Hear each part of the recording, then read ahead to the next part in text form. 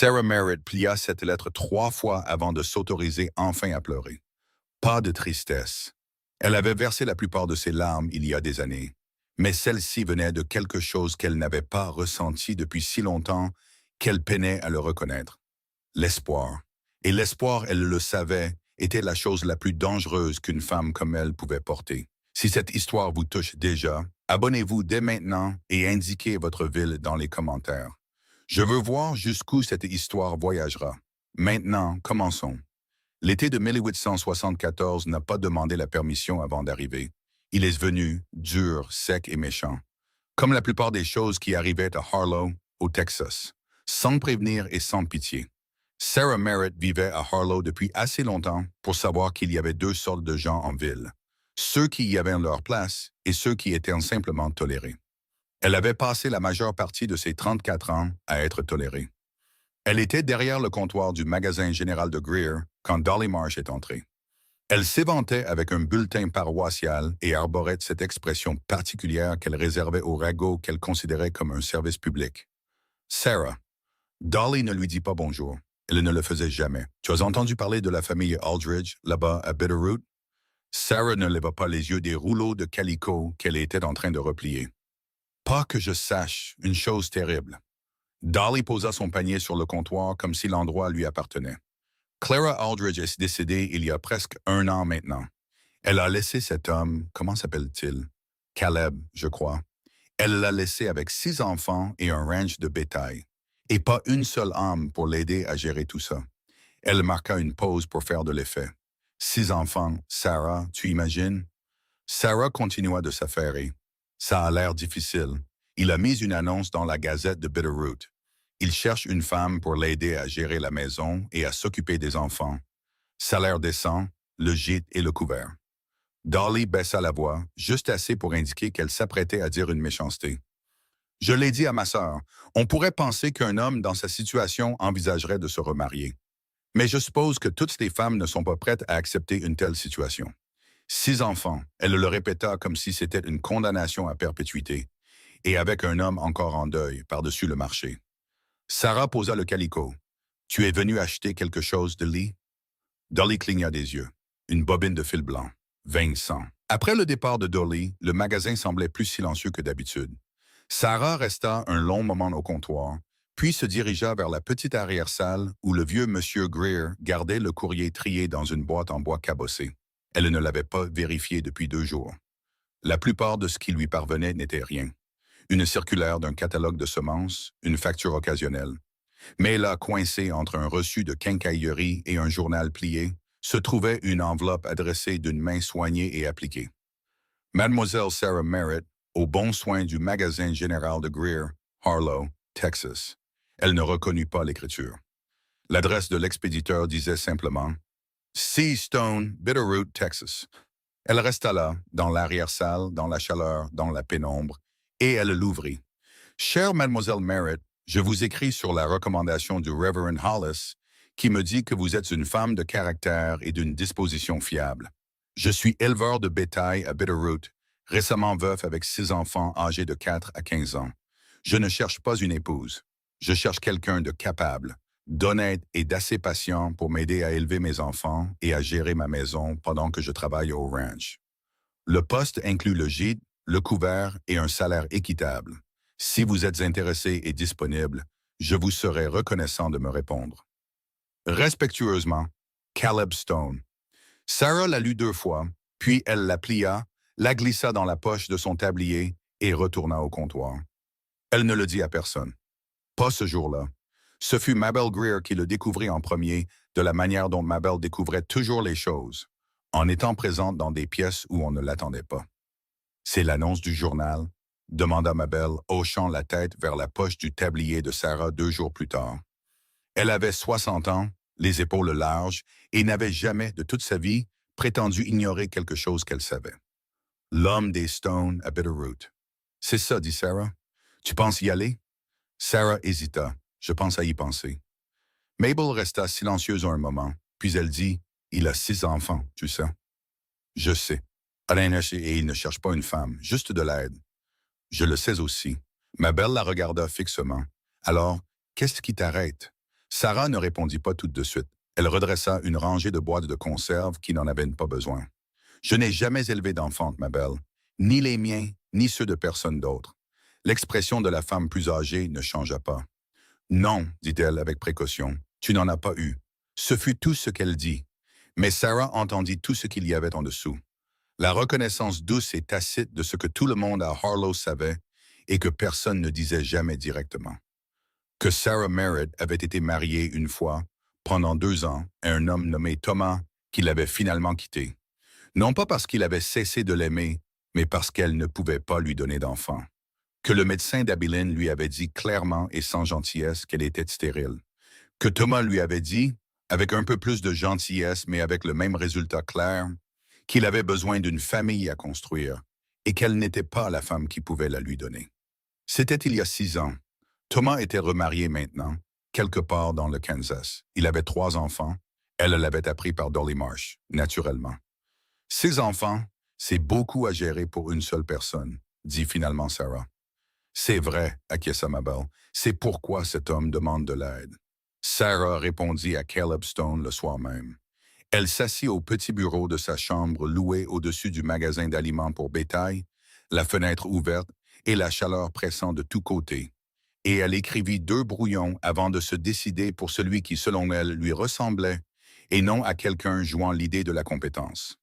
Elle lui dit qu'elle avait 34 ans, qu'elle n'avait pas d'enfant à elle, qu'elle avait travaillé dans un magasin général pendant 3 ans, et qu'avant cela, elle avait tenu la maison d'une veuve âgée à Abilene pendant 2 ans, qu'elle n'avait pas peur du travail acharné, qu'elle était douée avec les chiffres, et qu'elle pouvait cuisiner un repas décent et gérer un budget familial. Elle ne mentionna pas Thomas. Elle ne mentionna pas pourquoi elle n'avait pas d'enfant. Elle plia la lettre, la scella et la posta avant de pouvoir se dissuader. 3 semaines passèrent. Elle s'était presque convaincue qu'aucune réponse ne viendrait, avait même commencé à ressentir le soulagement particulier d'une décision non prise lorsque la lettre arriva. Mademoiselle Merritt, votre lettre est exactement ce que j'espérais recevoir. Je voudrais vous offrir le poste si vous êtes d'accord. Je peux envoyer un chariot à Harlow le 14 juillet, si cela vous convient. Le travail est dur et les enfants ne sont pas faciles. Je ne prétendrai pas le contraire, mais le salaire est juste et la maison est décente. J'espère que vous viendrez. Si, Stone. C'est la phrase « Les enfants ne sont pas faciles » qui la décida. Tout homme prêt à dire cela clairement, sans l'enrober, était un homme pour qui elle pouvait travailler. Elle le dit d'abord à Mabel. Bien, dit Mabel, et ce fut tout. Mais elle serra la main de Sarah un instant avant de la lâcher, et cela signifiait plus qu'un discours n'aurait pu le faire. Elle ne le dit à Dolly Marsh que parce qu'elle savait que la femme l'entendrait de toute façon et qu'il valait mieux contrôler la narration. Bitterroot, dit Dolly puis avec le ton de quelqu'un qui apprend une mauvaise nouvelle. C'est un endroit difficile. Et 6 enfants. Tu as déjà mentionné le nombre, dit Sarah. Je dis juste, Dolly. Sarah garda une voix égale.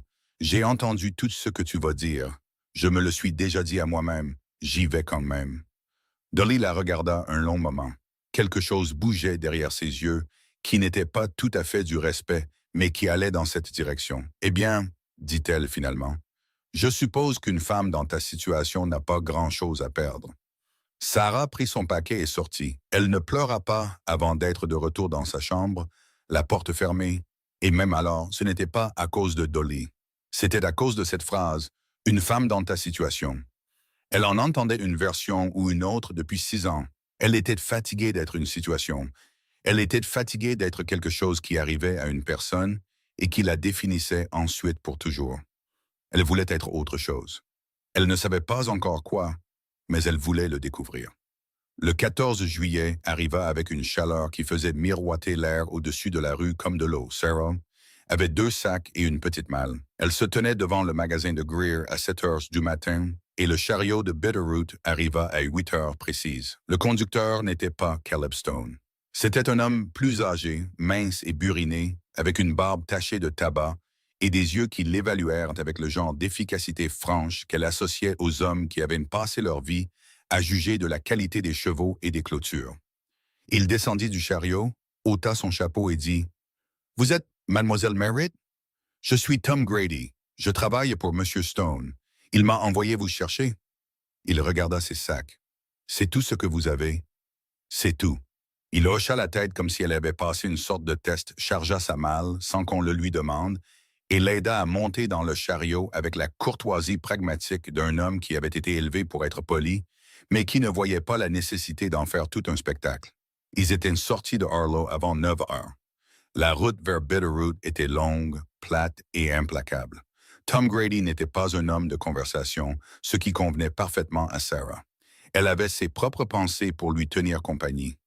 Au bout d'une heure environ, il dit sans préambule, « 6 enfants, à ce qu'on m'a dit. Emma est l'aînée, 15 ans. Elle a, elle a des opinions bien arrêtées.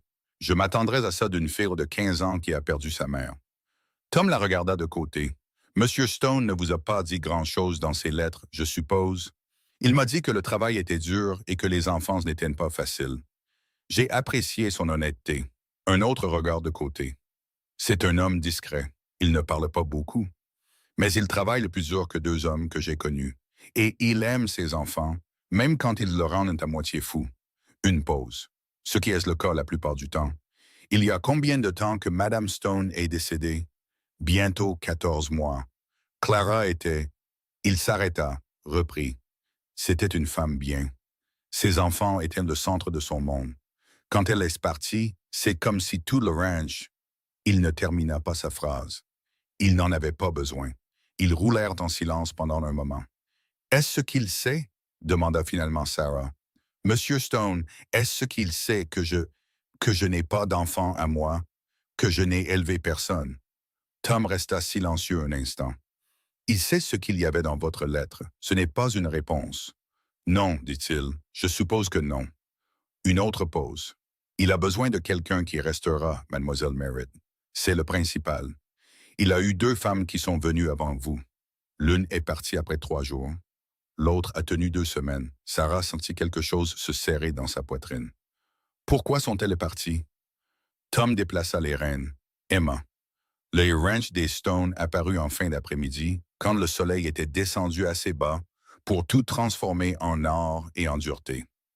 La maison était plus grande que ce que Sarah avait imaginé. Une vraie maison à 2 étages, usée par le temps mais solide, avec un large porche qui courait sur toute la longueur de la façade. Il y avait des dépendances, une grange, un dortoir pour les ouvriers au loin, du bétail dans le pâturage éloigné. C'était un ranch en activité, un vrai, pas le genre d'endroit qu'un homme gère seul. Tom arrêta le chariot devant la maison et serra le frein. Avant qu'il ne puisse descendre, la porte d'entrée s'ouvrit et des enfants en sortirent en cascade. Pas tous en même temps, mais de manière échelonnée, incertaine, comme s'ils avaient regardé par la fenêtre et s'étaient disputés pour savoir s'il fallait sortir. Sarah les compta automatiquement.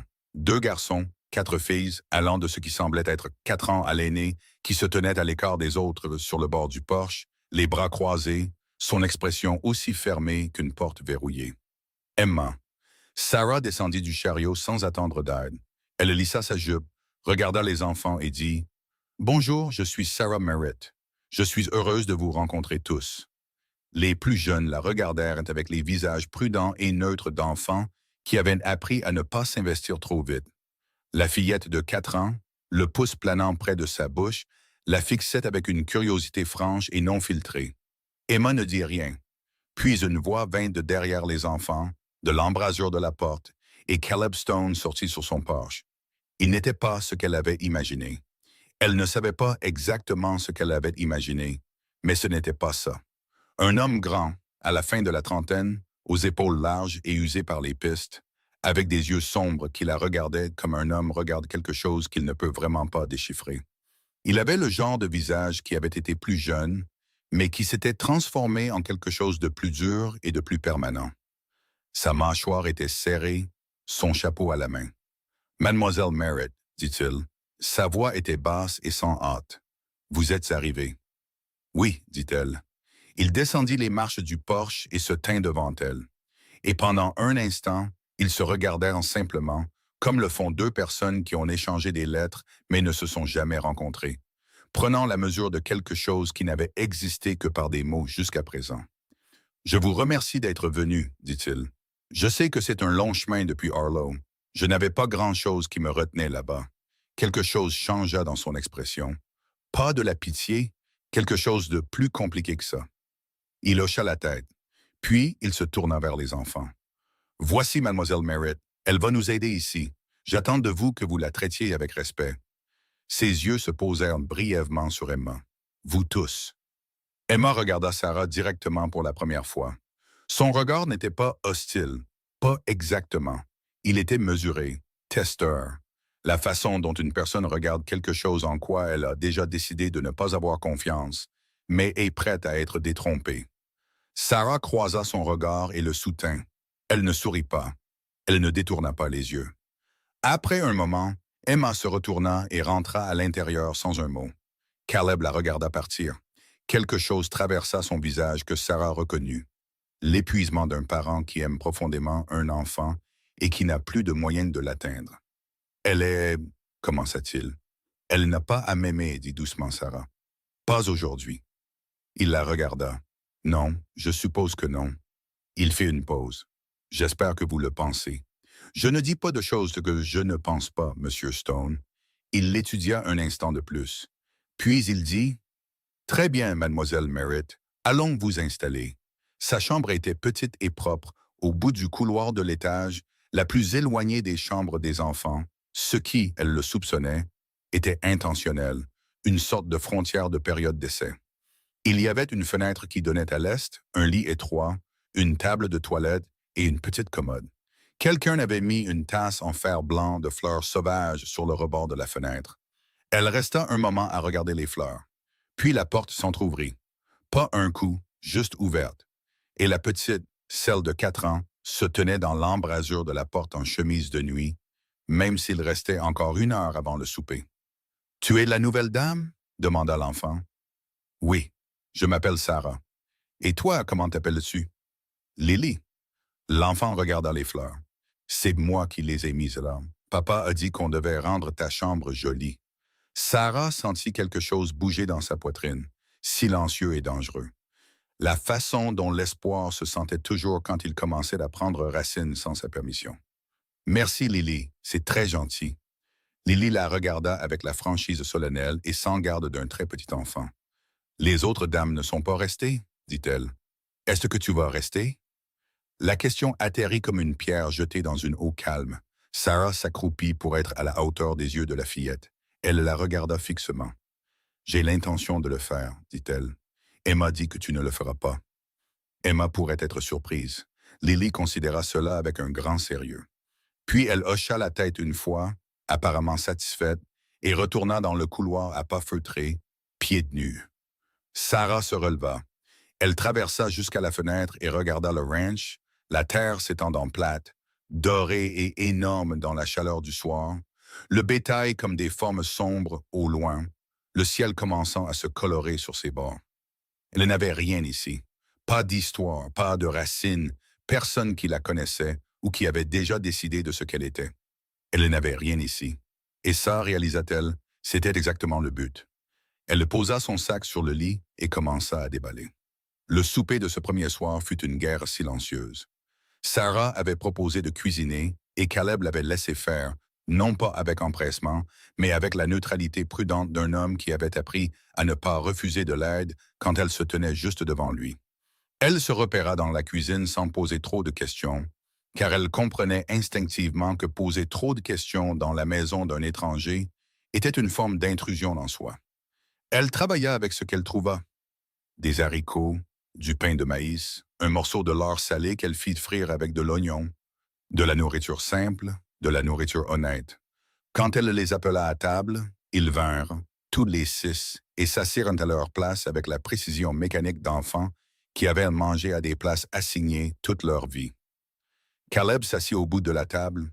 Elle prit la chaise la plus proche de la cuisine sans qu'on le lui dise, parce que quelqu'un devait le faire. Pendant un moment, les seuls bruits furent le grattement des cuillères et le tintement occasionnel d'une tasse. Puis le garçon, Daniel, 12 ans, avec les yeux sombres de son père et une mâchoire qui s'entraînait déjà à être têtue, leva les yeux et dit « Ce n'est pas comme ça que maman faisait les haricots. » La table devint silencieuse. Sarah le regarda directement. « J'imagine que non, dit-elle. Je n'ai jamais rencontré ta maman. Je ne sais pas comment elle les faisait. » Daniel la fixa comme s'il attendait qu'elle s'excuse ou s'explique davantage. Elle ne fit ni l'un ni l'autre. Elle soutint simplement son regard, calme et posé. Et après un moment, il baissa les yeux sur son assiette. De l'autre côté de la table, Emma n'avait pas touché à sa nourriture. Caleb s'éclaircit la gorge. Daniel, ça suffit. Je disais juste, j'ai entendu ce que tu disais. La voix de Caleb ne s'éleva pas. Elle n'en avait pas besoin. Mange ton souper. Daniel mangea. Le reste du repas se passa sans incident, ce que Sarah considéra comme une modeste victoire. Lily, assise 2 sièges plus loin, avait mangé tout ce qu'il y avait dans son assiette et étudiait Sarah avec l'attention ouverte et sans complexe d'une enfant qui n'avait pas encore appris à faire semblant de ne pas être curieuse. Les 2 filles du milieu, Ruth, 9 ans, et Grace, 7 ans, étaient plus calmes, observant sans s'engager. Le Benjamin de la famille, un garçon nommé Will, qui avait 6 ans et à qui il manquait ses 2 dents de devant, s'était endormi contre le bras d'Emma avant d'avoir fini la moitié de son pain de maïs. Emma n'avait pas dit un seul mot. Après le souper, Caleb aida Sarah à débarrasser la table, ce qui sembla surprendre les enfants plus que tout ce qu'elle avait fait d'autre. Il empila les assiettes sans cérémonie et les porta à la cuisine. Et quand Sarah le suivit, ils se tinrent ensemble près de l'évier un moment, dans la proximité maladroite spécifique de 2 personnes qui ne savent pas encore quel rythme elles vont trouver ensemble. Merci pour le souper, dit-il. C'était simple. Simple, c'est bien. Il posa les assiettes. Nous mangeons des haricots brûlés et des biscuits froids depuis près de 3 mois. Simple, c'est plus que bien. Elle faillit sourire. Presque. Qui a cuisiné? Emma. Du mieux qu'elle pouvait. Elle a 15 ans, ce n'est pas une cuisinière. Une pause, elle va se battre avec toi pour la cuisine. Je sais, il la regarda de côté. Vous êtes sûr de le savoir? Monsieur Stone, Sarah se tourna pour lui faire face. J'ai été une femme dans un monde qui m'a dit que je n'étais pas assez pendant la majeure partie de ma vie d'adulte. Une fille de 15 ans ne sera pas ce qui me brisera. Il resta silencieux un moment. Puis quelque chose sur son visage changea. Pas de la douceur, pas exactement, mais les prémices. Très bien, dit-il. Je vous crois. La bataille de la cuisine eut lieu le lendemain matin, avant que le soleil ne soit complètement levé. Sarah s'était levée tôt, avait allumé le feu et mélangeait de la pâte pour des crêpes épaisses quand Emma apparut dans l'embrasure de la porte, entièrement habillée, les cheveux déjà tressés, arborant une expression qui disait qu'elle avait passé la moitié de la nuit à répéter cette conversation. « C'est moi qui fais le petit déjeuner », dit Emma. Sarah n'arrêta pas de remuer. « Bonjour, j'ai dit que c'est moi qui fais le petit déjeuner. »« Je t'ai entendu. » Sarah versa la première tournée de pâte sur la plaque de cuisson. « Tu peux aider si tu veux. »« Je ne veux pas aider. C'est ma cuisine. » Sarah leva les yeux alors, non pas avec irritation, non pas avec la patience condescendante d'un adulte gérant un enfant, mais avec quelque chose de direct et de réel. « Ton père m'a engagé pour gérer cette maison, Emma. Cela inclut la cuisine. Maintenant, je ne suis pas ici pour te chasser, mais je ne vais pas non plus rester dans un coin à regarder. » La mâchoire d'Emma se serra. La dernière femme qui est venue ici a essayé de réorganiser les placards de ma maman. Je n'ai pas encore touché à un seul placard. Sarah soutint son regard. Si jamais je déplace quelque chose qui appartenait à ta maman, je te le dirai avant de le faire. Et si tu dis non, je le laisserai où il est. C'est juste? Emma chercha le piège dans son visage. Il n'y en avait pas. Pourquoi ferais-tu ça? Parce que c'était sa maison, dit simplement Sarah. Et c'est toujours la tienne. Elle fit glisser la première crêpe sur une assiette. Maintenant, sais-tu comment les retourner ou vas-tu rester dans cette embrasure de porte toute la matinée? Une longue pause. Emma entra dans la cuisine, prit la spatule des mains de Sarah et retourna les crêpes sans un mot. Ce n'était pas de l'acceptation. Ce n'était même pas proche, mais c'était quelque chose. À la fin de la première semaine, Sarah avait établi le rythme de ses journées. Debout devant les enfants, le feu allumé, le petit déjeuner commençait. Le son à la table de la cuisine pour Ruth, Grace et Will, qui allaient à l'école du village 3 jours par semaine et avaient besoin d'être gardés les 2 autres. Lessive le mardi, raccommodage le soir. Daniel avait des corvées qui l'emmenaient à la grange avec Caleb, et Emma s'était désignée gardienne de Will les après-midi, ce que Sarah laissa faire sans discuter, car c'était une bataille de moins, et Emma avait besoin de se sentir nécessaire.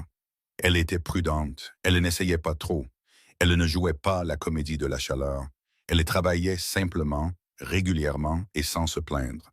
Et elle observait Daniel, qui était en colère de la manière spécifique et diffuse d'un garçon qui ne savait pas où mettre son chagrin et avait choisi la défiance comme substitut.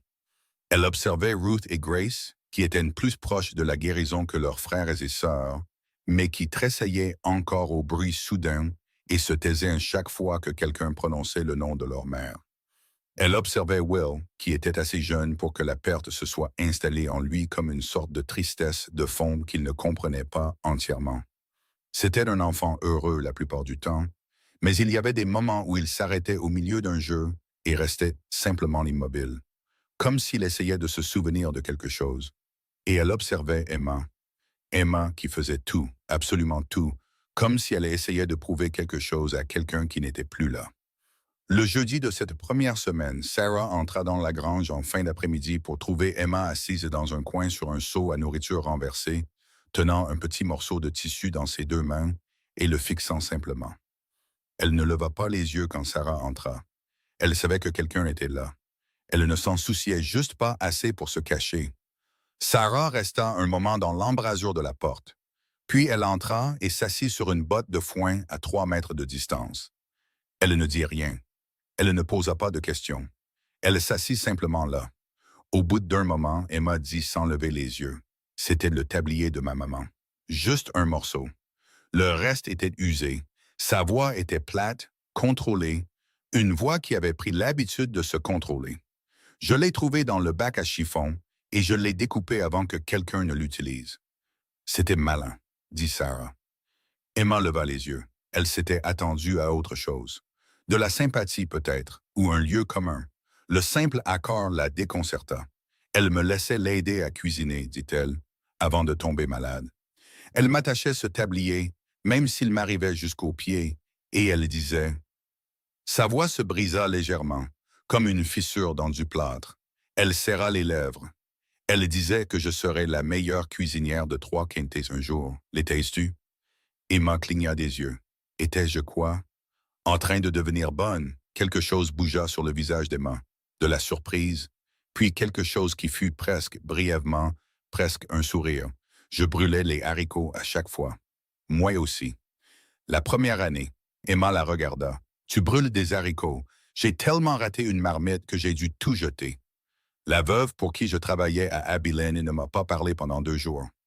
Emma resta silencieuse un moment, puis, avec précaution, comme si elle prenait une décision à propos de quelque chose. Ma maman brûlait des choses aussi. Elle ne le disait juste jamais à personne. Femme intelligente, dit Sarah. Emma baissa de nouveau les yeux sur le morceau de tissu du tablier. Quand elle reprit la parole, sa voix était plus basse. Je n'essaie pas d'être difficile. Je sais. C'est juste. Elle s'arrêta, reprit. Chaque fois que quelqu'un de nouveau arrive, ils essaient de tout changer et on a l'impression qu'ils essaient de... Elle ne put finir, comme s'ils essayaient de la rendre plus facile à oublier, dit Sarah. Emma leva brusquement les yeux. Je ne vais pas faire ça, dit Sarah. Elle garda sa voix calme et égale. Je ne veux pas remplacer ta maman. Je ne le pourrais même pas si j'essayais. Je suis juste là pour aider à faire tourner cette famille jusqu'à ce que vous soyez tous assez stables pour le faire vous-même. Elle fit une pause. Et vous l'êtes déjà, en grande partie. Vous ne le savez juste pas encore. Emma la fixa un long moment, puis elle baissa les yeux sur le morceau de tissu. Je ne sais toujours pas si je veux que tu sois là, dit-elle. C'est juste, dit Sarah, et ce fut la fin de cette conversation. Mais quelque chose avait changé. Pas grand-chose, mais quelque chose. La première fois que Sarah vit Caleb Stone sur le point de craquer, ce fut d'un vendredi soir, 10 jours après son arrivée. Elle était debout tard, raccommodant à la lueur de la lampe dans la cuisine, quand elle l'entendit rentrer de la grange. D'habitude, il était au lit avant qu'elle n'arrête de travailler. Il se levait à 4 heures du matin et travaillait jusqu'à la nuit tombée, et les heures entre les deux ne laissaient pas beaucoup de place pour veiller après 9 heures. Alors, quand elle entendit ses bottes dans l'embrasure de la porte et leva les yeux pour le trouver là, elle sut que quelque chose n'allait pas. Il avait l'air anéanti, pas de manière dramatique, pas comme les gens dans des histoires, juste tranquillement, complètement épuisé d'une manière qui avait dépassé le corps pour s'installer dans les os. Il resta là un moment, comme s'il ne se souvenait pas tout à fait pourquoi il était entré. Asseyez-vous, dit-elle. Il la regarda comme s'il allait protester. Puis il s'assit. Elle lui versa une tasse de café sans demander. Il enroula ses mains autour et fixa la table. Cole Davis est passé aujourd'hui, dit-il finalement. Elle ne connaissait pas le nom, mais elle garda un visage neutre. Et il veut acheter le pâturage du sud-est. C'est la troisième fois qu'il demande. La voix de Caleb était plate, contrôlée de la même manière que celle d'Emma, et soudain elle comprit où la jeune fille l'avait appris. Il a été plus clair cette fois sur ce qui se passera si je continue à dire non. Plus clair comment? Sa mâchoire se serra. Il a parlé à la banque de mon prêt. Il y a des hommes dans ce comté qui peuvent rendre les finances d'un homme très compliquées s'ils en ont l'idée. Il posa la tasse. Il veut cette terre parce qu'elle se trouve au-dessus de la meilleure source d'eau du comté et il achète des parcelles tout autour de moi depuis 2 ans. Sarah resta silencieuse un moment. Et s'il obtient ce pâturage, alors je perds l'accès à l'eau. Et sans l'eau, il s'arrêta. Il n'avait pas besoin de finir. Combien de temps as-tu? Le prêt arrive à échéance dans 4 mois. Il leva les yeux vers elle alors, directement pour la première fois depuis qu'il s'était assis. Ses yeux étaient épuisés et honnêtes et un peu désespérés, à la manière d'un homme qui n'avait pas parlé aussi franchement à une autre personne depuis longtemps. Je travaille ce ranch depuis 11 ans. Mon père l'a travaillé avant moi. Clara est enterrée dans le coin sud de la propriété. Sa voix était stable, à peine. Je ne vends pas. Alors nous trouverons un autre moyen, dit Sarah. Il la regarda. Nous, elle soutint son regard. Vous m'avez engagé pour aider à gérer cette maison, Monsieur Stone. Une maison qui n'a pas de ranch en dessous n'est pas vraiment une maison. Alors, oui, nous. Il l'étudia un long moment. Puis il dit doucement, vous êtes une femme étrange, mademoiselle Merritt. C'est ce qu'on m'a dit. Quelque chose changea sur son visage, le tout début de quelque chose de plus léger. Pas un sourire, mais l'espace où un sourire pourrait éventuellement vivre. Il prit son café et le but. Dehors, le vent soufflait dans l'obscurité et le ranch était silencieux autour d'eux. Et pendant quelques minutes, ils s'assirent ensemble dans la cuisine sans que le poids de tout ne pèse aussi fort. Cela ne résolvait rien, mais cela aidait. La deuxième semaine apporta une chaleur si épaisse qu'on avait l'impression de devoir la traverser. Et avec la chaleur vinrent les ennuis, sous la forme spécifique de Daniel. Elle l'avait vu venir. La façon dont il faisait ses corvées avec un ressentiment à peine contenu. La façon dont il lui répondait par des monosyllabes sèches et s'assurait de ne jamais croiser son regard. Ce n'était pas le chagrin d'Emma qui brûlait à vif et près de la surface. Celui de Daniel était plus profond et plus froid, et il avait été laissé seul assez longtemps pour devenir souterrain. Cela éclata un mercredi. Elle lui avait demandé de rentrer le linge avant que le vent ne le décroche de la corde. Une chose simple. Il avait dit qu'il le ferait, puis ne l'avait pas fait, et quand elle était sortie 20 minutes plus tard pour le faire elle-même, il était assis sur la clôture, la regardant. « Je t'ai demandé de faire ça, dit-elle. Je sais. » Il ne détourna pas le regard. « Pourquoi ne l'as-tu pas fait? » Il haussa une épaule. Le haussement d'épaule spécifique d'un garçon de 12 ans qui teste une limite pour voir ce qui se passe quand il en trouve le bord. Sarah retira le premier drap de la corde. « Tu penses que si tu me rends la tâche assez difficile, je partirai? » Silence. Comme les autres l'ont fait. Sa mâchoire se serra. « C'est ce que tu fais, n'est-ce pas? » Elle continua à travailler, gardant sa voix égale. « Rendre les choses plus difficiles, en espérant que je me lasse. »« Ça a marché avant? » dit-il. Elle s'arrêta et le regarda. « Oui, je l'ai dit. Ça a probablement marché. Ces femmes sont parties. Et puis il n'y avait plus que toi, Emma, ton père, tes frères et sœurs, et aucun de vous n'était mieux loti qu'avant. » Elle prit le panier. « Tu peux continuer à essayer avec moi si tu veux, mais je te le dis tout de suite, Daniel, je ne vais nulle part. Alors, tu vas t'épuiser à essayer. » Il la fixa. « Où, dit-elle, tu pourrais rentrer le linge. » Un long moment passa. Le vent souleva l'ourlette de sa jupe et souffla dans l'herbe sèche sans rien dire d'utile. Daniel descendit de la clôture, traversa la cour et commença à détacher le linge. Il ne dit rien. Elle non plus. Mais quand il porta le panier à l'intérieur et le posa sur la table de la cuisine sans qu'on le lui demande, elle dit « Merci ». Et elle le pensait. Et d'une manière ou d'une autre, Ce simple mot, dit clairement sans aucune mise en scène, le fit s'immobiliser juste une seconde avant qu'il ne retourne dehors. Elle ne le poursuivit pas, elle laissa les choses en l'état. Ce fut Lily qui la brisa cette nuit-là. Sarah avait mis les plus jeunes au lit, un processus qui impliquait une histoire pour Grace et Will. 3 verres d'eau pour Lily que Sarah soupçonnait d'être tactique plutôt que sincère, et une brève négociation avec Ruth pour savoir si les chasses étaient autorisées sur les lits. Ils ne l'étaient pas. Ruth n'était pas contente. Le chat était déjà sur le lit. Elle bordait Lily pour ce qui, espérait-elle, était la dernière fois, quand Lily posa ses 2 petites mains de chaque côté du visage de Sarah, comme seuls les très jeunes enfants le font, sans gêne ni hésitation, et la regarda de ses yeux sombres et solennels. « Sarah, dit-elle, es-tu seule? » La question la frappa comme une main pressée à plat sur un bleu. Elle garda un visage impassible. « Qu'est-ce qui te fait demander ça? Emma dit que les gens qui viennent ici sont seuls. C'est pour ça qu'ils viennent. » Les mains de Lily étaient toujours sur son visage, chaudes, petites et bien trop honnêtes. Emma dit que les gens seuls parlent quand ils découvrent que c'est difficile ici. Emma dit beaucoup de choses. « Vas-tu partir? » Sarah couvrit les petites mains de Lily avec les siennes, les abaissant doucement de son visage. Elle les tint un moment. « Lily, je t'ai dit que j'allais rester. Mais es-tu seule? » Elle pensa à la chambre au-dessus du magasin d'aliments pour bétail à Harlow. Les dimanches sans rien pour les remplir. La voix de Dolly Marsh disant « Une femme dans ta situation. » Thomas, quelque part dans le Kansas, avec 3 enfants qui avaient ses yeux. « Je l'étais, » dit-elle finalement. « Pendant longtemps, j'ai été très seule. » Elle lissa la couverture. « Je ne pense plus l'être. » Lily l'étudia. « À cause de nous? »« À cause de toi, » dit Sarah.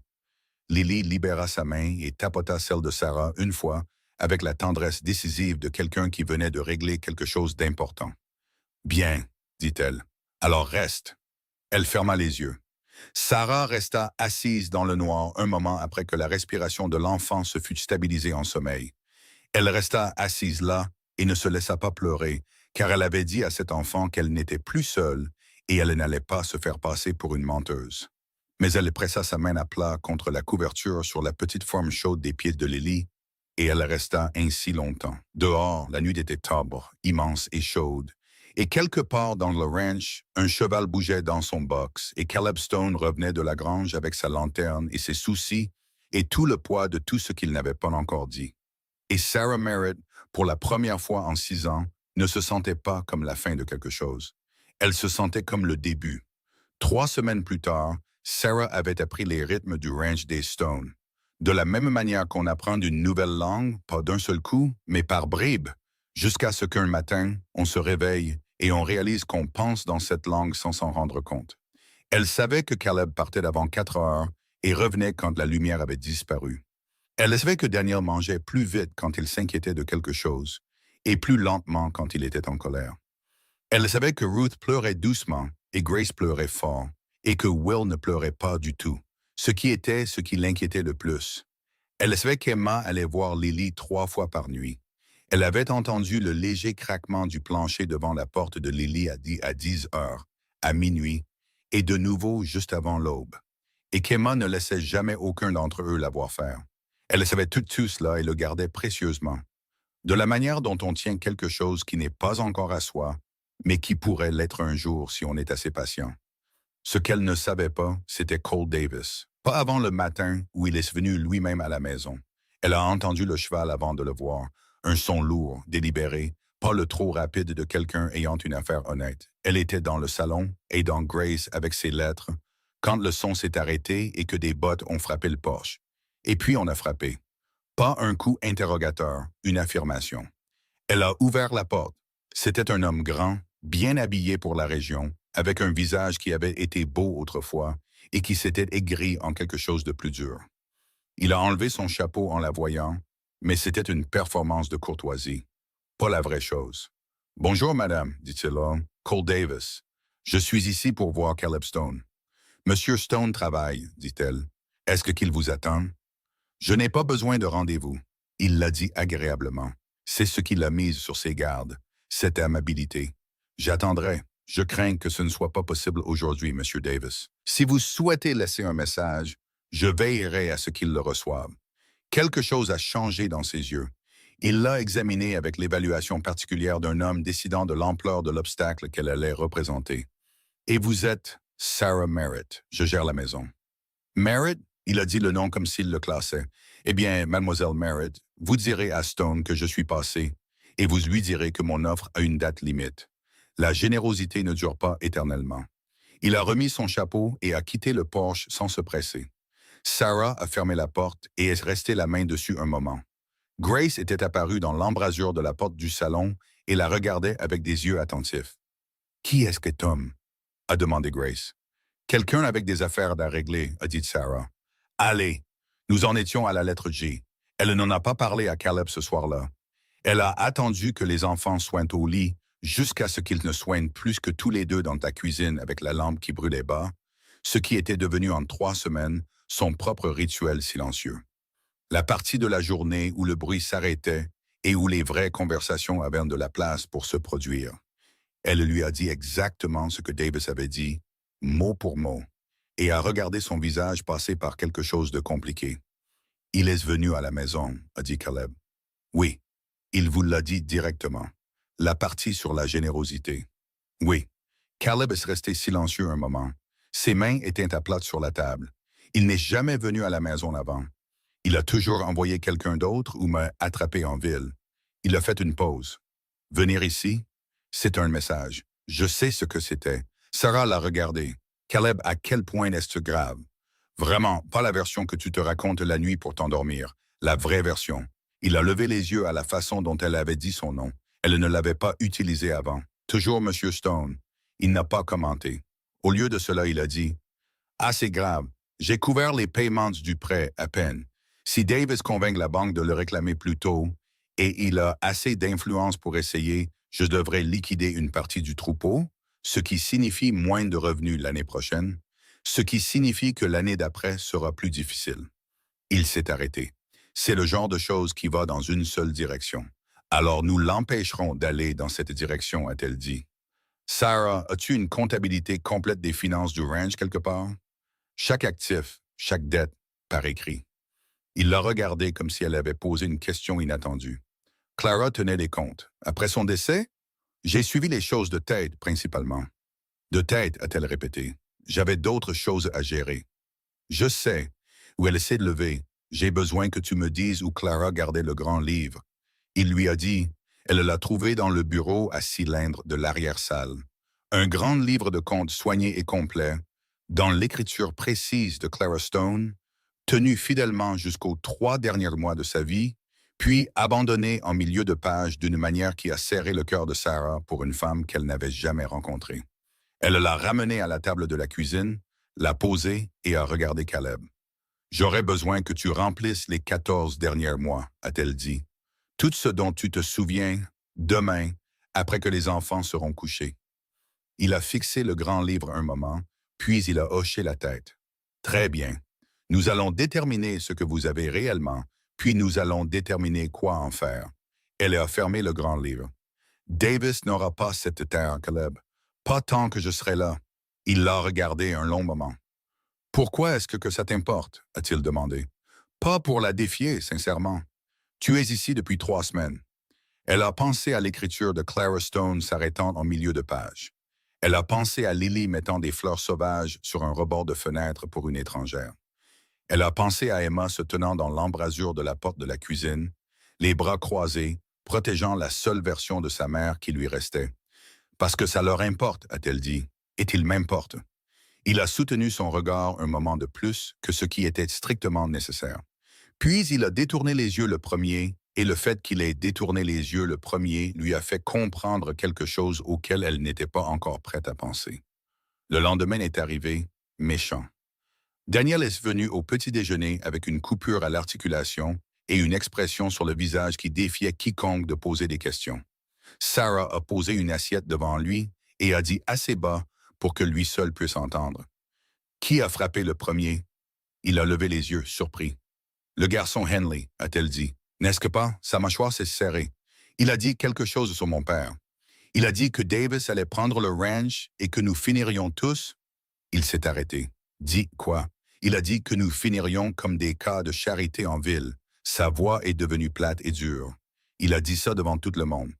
Sarah l'a regardé un moment. « As-tu gagné? » Il a cligné des yeux. « La bagarre, a-t-elle dit. « As-tu gagné? » Le coin de sa bouche a bougé presque involontairement. « Oui. » « Bien. » Il s'est redressé. « Ne le refais pas. » Il l'a fixé. « Tu ne vas pas dire que je n'aurais pas dû me battre.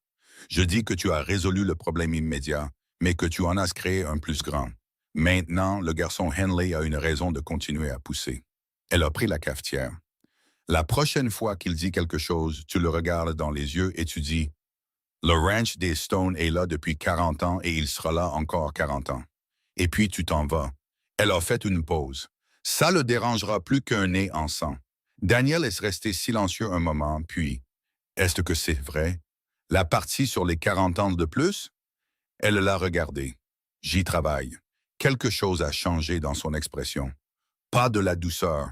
Daniel n'était pas encore prêt pour de la douceur, mais autre chose, comme s'il venait de remarquer qu'elle était réellement là, réellement présente, combattant réellement à leur côté plutôt que simplement à l'intérieur de leur maison. Il a mangé son petit déjeuner sans un mot de plus, mais il a tout mangé, ce qui était plus qu'il n'avait fait en 2 semaines. Emma a trouvé le grand livre. Sarah l'avait laissé sur la table de la cuisine, ouvert à la page où elle avait travaillé la nuit précédente, et elle est descendue pour trouver Emma debout au-dessus, les bras croisés et le visage exprimant quelque chose de compliqué. « Qu'est-ce que c'est? » a demandé Emma. « Les contes du ranch. Pourquoi fouilles-tu dans le grand livre de ma mère? » Sarah s'est arrêtée au bord de la table. Elle aurait pu expliquer, elle aurait pu être prudente et douce à ce sujet. Mais quelque chose dans la voix d'Emma, la protectivité brute qu'elle contenait, l'a décidé que la version prudente et douce aurait semblé être un mensonge. Parce que ton père est sur le point de perdre ce ranch si quelqu'un ne s'assoit pas pour faire les comptes, a-t-elle dit. Et c'est ce que je suis en train de faire. Emma est devenue très immobile. Que veux-tu dire, perdre le ranch? Cole Davis veut votre pâturage du sud-est. Il fait pression sur la banque qui détient le prêt de ton père. S'il réussit, ton père perd l'accès à l'eau, puis il perd le bétail, et alors il n'y a plus rien pour faire les paiements du prêt. Elle a gardé sa voix plate et factuelle, car elle avait appris que c'était ce qu'Emma pouvait supporter. Pas de douceur, pas d'hésitation, des faits. J'essaye de trouver un moyen d'empêcher que cela n'arrive. Emma a regardé le grand livre, puis Sarah. Pourquoi ne nous l'a-t-il pas dit? Il ne voulait pas que vous vous inquiétiez. Nous ne sommes pas des bébés. La voix d'Emma s'est légèrement brisée sur le dernier mot. Nous avons le droit de savoir. Oui, a dit Sarah. Vous l'avez. Emma l'a regardé. Alors, dis-moi, Sarah a tiré une chaise. Assieds-toi. Emma s'est assise et Sarah lui a tout raconté. Le prêt, le pâturage, la visite de Davis sur le porche, les chiffres dans le grand livre. Elle lui a raconté simplement et sans l'adoucir. Sans l'adoucir, parce qu'Emma avait 15 ans et dirigeait cette maison depuis la mort de sa mère, et elle avait mérité la vérité. Quand elle a fini, Emma est restée silencieuse un moment. Ses mains étaient à plat sur la table, et Sarah a reconnu la posture parce qu'elle l'avait vue sur Caleb la nuit précédente. Appuyée, retenant quelque chose. « Ma maman tenait ses livres, a finalement dit Emma. Je sais. C'est elle qui s'assurait que les chiffres collaient. Papa est bon avec le bétail et la terre, mais maman, elle s'est arrêtée. Elle disait que le ranch avait 2 fondations, la terre et le grand livre, et qu'il fallait les 2. Sarah n'a rien dit. Emma a regardé le grand livre. Puis elle a regardé Sarah. « Je peux aider, a-t-elle dit. Oui, avec les chiffres, maman m'a appris. Je suis douée pour ça. Je sais que tu l'es, a dit Sarah. Emma a cligné des yeux. Comment le sais-tu? Parce que ta mère l'était et elle t'a appris tout ce qu'elle savait. Sarah a fait glisser le grand livre d'un pouce plus près d'Emma. Montre-moi ce que tu vois. Emma a regardé le grand livre un moment. Puis elle s'est penchée en avant et a commencé à lire. Et en moins de 2 minutes, elle avait trouvé une divergence que Sarah avait complètement manquée. Un paiement qui avait été compté 2 fois dans la colonne des débits, ce qui signifiait que la dette réelle était plus petite qu'il n'y paraissait de près de 40 $. Là, a dit Emma en pointant du doigt. Juste là. Sarah a regardé. Elle avait raison. Bon œil. Emma s'est redressée un peu, et pour la première fois depuis que Sarah était arrivée à ce ranch, la jeune fille ressemblait à elle-même. Pas à quelqu'un jouant le deuil ou la force, mais juste une gamine intelligente, capable et en deuil, qui avait quelque chose de réel à faire de ses mains. Le rebondissement est arrivé un samedi, et Sarah ne l'a pas vu venir. Elle était en ville avec Caleb, la première fois qu'elle allait à Bitterroot avec lui, pour récupérer une commande de fourniture, et elle s'était préparée au type particulier d'attention qu'une femme étrange accompagnant un veuf attire dans une petite ville. Elle avait eu raison de se préparer. Ce à quoi elle ne s'était pas préparée, c'était Martha Greer. Martha était la femme du banquier local, une femme de 50 ans, au visage acéré, qui l'a abordée dans le magasin de produits secs avec la vélocité spécifique d'une femme qui avait préparé ce qu'elle allait dire. « Mademoiselle Merritt », a-t-elle dit avec une chaleur qui avait quelque chose de froid dans son centre. « Nous avons tant entendu parler de vous. »« Vraiment ?» a dit Sarah. « En effet, c'est très admirable ce que vous faites, intervenir comme ça. Une pause juste assez longue pour être délibérée, surtout étant donné, étant donné tout. » Sarah est restée très immobile. « Étant donné quoi, Madame Greer? » Le sourire de Martha n'a pas faibli. Étant donné que le poste est si peu conventionnel, une femme seule vivant dans la maison d'un veuf. Elle a baissé la voix avec une discrétion exagérée. Les gens parlent, vous comprenez. Pour votre bien, j'espère que les intentions de M. Stone sont honorables. Caleb était à 2 allées de là. Sarah pouvait l'entendre parler aux commises du magasin. Elle a regardé Martha Greer et a gardé sa voix parfaitement égale. Madame Greer, j'ai été engagée pour gérer une maison et m'occuper de 6 enfants qui ont perdu leur mère. C'est ce que je fais. Si cela donne aux gens de quoi parler, alors le problème vient des gens qui parlent, pas du travail.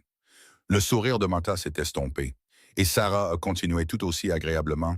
Si le prêt de M. Stone arrive à échéance et que la banque de votre mari décide de le réclamer plus tôt sous la pression de Cole Davis, je saurai exactement dans quel salon cette conversation a eu lieu. Martha est devenue très immobile. « Bonne journée », a dit Sarah, a pris sa liste de fournitures et s'est dirigée vers l'allée suivante. Ses mains tremblaient légèrement. Elle les a gardées le long de son corps. Caleb est apparu au bout de l'allée un moment plus tard. Il a regardé son visage, puis dans la direction d'où elle venait. « Martha Greer », a-t-il dit. Elle avait quelques pensées qu'elle voulait partager. Elle en a généralement. Il a étudié Sarah un moment. « Ça va? »« Je vais bien. Tu n'as pas l'air d'aller bien. J'ai dit que j'allais bien, Caleb. » Il est resté silencieux un instant, puis, doucement. « Qu'est-ce qu'elle t'a dit? » Sarah a levé les yeux vers lui.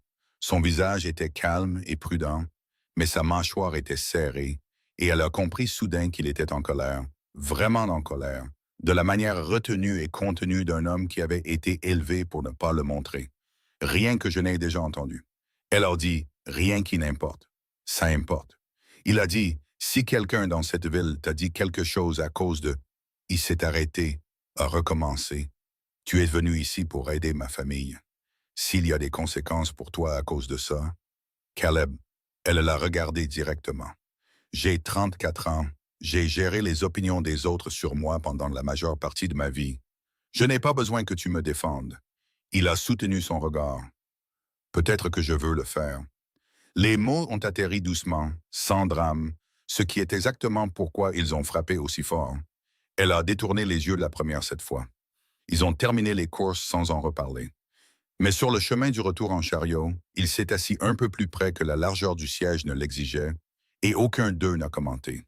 Ce fut Will qui la trouva en train de pleurer. Elle n'avait pas pleuré depuis son arrivée au ranch, pas une seule fois. Elle avait pleuré exactement 2 fois depuis le départ de Thomas. Une fois la nuit même, et une fois pour le premier anniversaire. Et elle avait décidé après cette 2e fois que pleurer était un luxe qu'elle ne pouvait pas se permettre. Mais c'était dimanche, qui avait toujours été son pire jour, et elle était allée voir le petit carré de jardin derrière la maison où Clara Stone avait cultivé des herbes, et elle avait trouvé, encore en vie malgré la chaleur, une petite rangée tenace de lavande. Et quelque chose à propos de la lavande, à propos de l'idée que Clara Stone l'avait plantée et entretenue. Elle était morte et qu'elle avait continué à pousser sans elle. Silencieusement, avec insistance dans la chaleur sèche du Texas, a brisé quelque chose en Sarah qu'elle ne savait pas encore sceller. Elle s'est assise dans la terre à côté de la lavande et elle a pleuré. Pas fort, juste doucement et complètement. La façon dont on pleure quand on l'a retenu assez longtemps pour que ça cesse d'être à propos d'une seule chose et devienne à propos de tout à la fois. Elle a entendu les petits pas avant de pouvoir se ressaisir. Will est apparu au coin de la maison et s'est arrêté en la voyant. Il avait 6 ans et il lui manquait ses dents de devant, et il l'a regardé avec ses yeux calmes et sérieux qui l'avaient toujours inquiété. « Tu pleures, a-t-il dit. « Un peu, a-t-elle admis. Il s'est approché et s'est assis à côté d'elle dans la terre avec le manque total de gêne d'un enfant de 6 ans qui a décidé que s'asseoir dans la terre est une chose parfaitement raisonnable à faire. Il a regardé la lavande. « Maman a fait pousser ça, a-t-il dit. Je sais, et m'a dit qu'on n'est pas censé y toucher.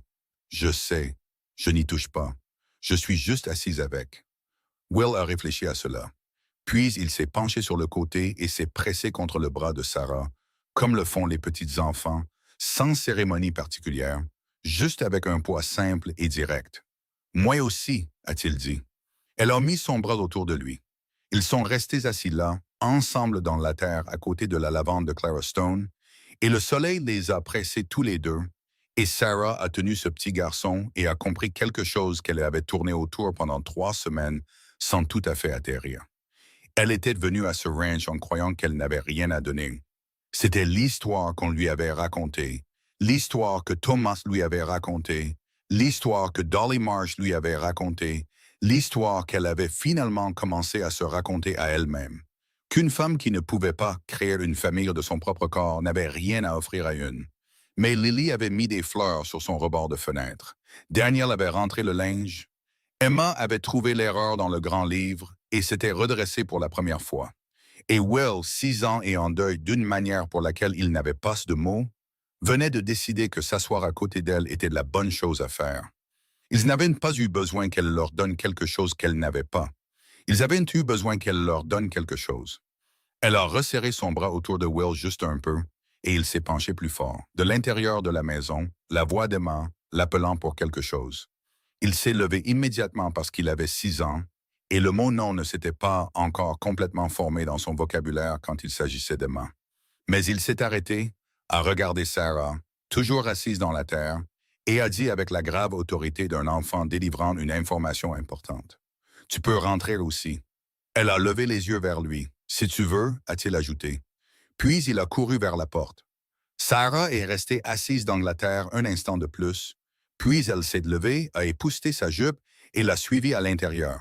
Et Caleb, qui se tenait au coin de la maison depuis plus longtemps qu'elle ne le saurait jamais, l'a regardé entrer et regardé la droiture revenir dans sa colonne vertébrale et la détermination revenir sur ses épaules, et est resté là, seul, avec le sentiment particulièrement dangereux d'un homme qui venait de remarquer que la maison avait commencé à se sentir différente.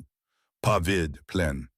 Le lundi après les courses, Sarah se réveilla pour trouver une note pliée glissée sous la porte de sa chambre. Elle faillit marcher dessus. Elle la ramassa, la déplia et la lut, debout, pieds nus.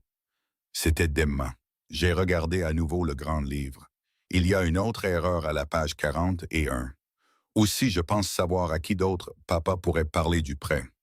Le beau-frère du Reverend Hollis travaillait au bureau du cadastre du comté. Il a aidé les Patterson quand Davis a essayé la même chose avec eux il y a 2 ans. Je n'ai rien dit avant parce que je ne savais pas si ça importait.